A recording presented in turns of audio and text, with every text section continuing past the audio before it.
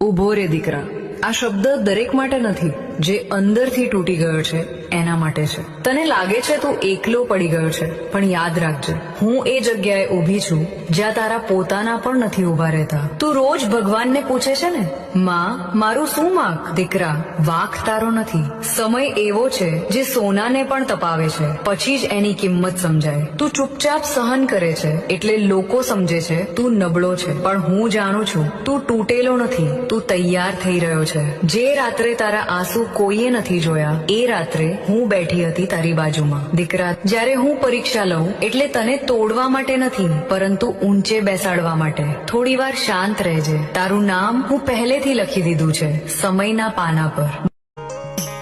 એને કોઈ દાડો મારી ચામુંડા કે કદાચ મારા થઈને રેણ જો કોઈ દાડો માળાના હોય શિયાળા થવા દઉં તે આબા જેવા પહાડીની માથે બેઠી હું ચોટીલાના ડુંગરે ચામુંડા નો હોબા ડુંગરે